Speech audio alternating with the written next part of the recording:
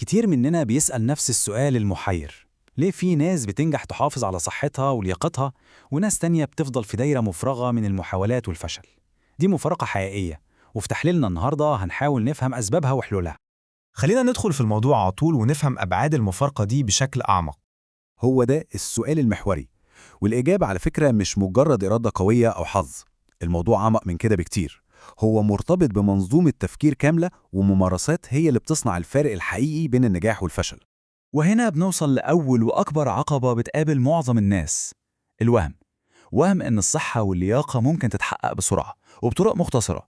كلنا سمعنا النصيحة دي، تبان منطقية قوي وبسيطة، لكنها بتبسط الموضوع بشكل خطير. الحقيقة إن التركيز على المعادلة دي لوحدها هو اللي بيوقع ناس كتير في دايرة الفشل والإحباط. وهنا بقى بيظهر الفرق الجوهري في طريقة التفكير. من ناحية في عقلية الحل السريع اللي بتدور على نتائج فورية، ودي غالبا بتؤدي لقرارات متطرفة وغير صحية. وعلى الناحية التانية في عقلية الاستدامة اللي بتركز على بناء نظام حياة صحي ومتوازن، وده هو اللي بيضمن نتيجة حقيقية على المدى الطويل. المصادر بتوضح إن الدايت القاسي مش بس فاشل على المدى البعيد، لا ده كمان مضر جدا.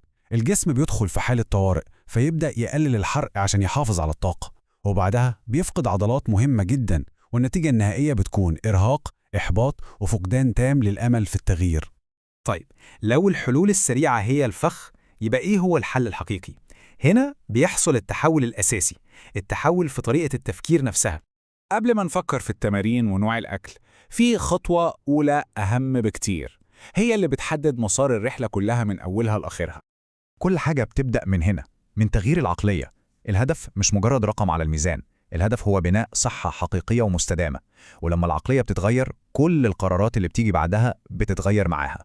طيب، يعني إيه صحة مستدامة؟ ببساطة معناها إن الواحد يفهم إن جسمه نظام معقد ومتكامل، مش آلة حاسبة بسيطة. الفهم ده هو اللي بيفتح الباب لقرارات صحيحة ونتائج حقيقية. الفهم بيغير كل حاجة. تمام، فهمنا الفكرة. دلوقتي خلينا نشوف إزاي نقدر نبني منظومة الصحة المستدامة دي بشكل عملي. الفكرة الأساسية هنا هي إننا لازم نبطل نبص لجسمنا كأنه آلة حاسبة بسيطة ندخله سعرات ونستنى منه نتيجة. لازم نبص للصورة الكاملة. الأكل والحركة جزء، لكنهم مش كل القصة. في عوامل تانية كتير بتلعب دور حاسم في صحتنا. المصادر بتأكد إن عوامل زي جودة النوم ومستوى التوتر وتوازن الهرمونات ليها تأثير مباشر وقوي على الوزن والصحة. إهمال أي عامل من دول ممكن يبوظ مجهود شهور في الأكل والتمرين. وتمارين القوة تحديداً ليها دور محوري، لأنها بتبني عضلات بتساعد على زيادة معدل الحرق حتى في وقت الراحة. الاقتباس ده بيلخص نقطة في منتهى الأهمية. الهوس بالميزان ممكن يكون مضلل جدا. زيادة الكتلة العضلية ممكن تزود الوزن، لكنها في نفس الوقت بتحسن شكل الجسم، بتزود الحرق، وبتحسن الصحة بشكل عام. المقياس الحقيقي هو الصحة مش الرقم.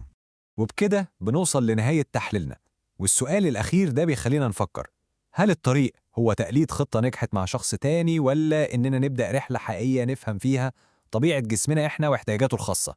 الإجابة على السؤال ده هي اللي بتحدد كل حاجة.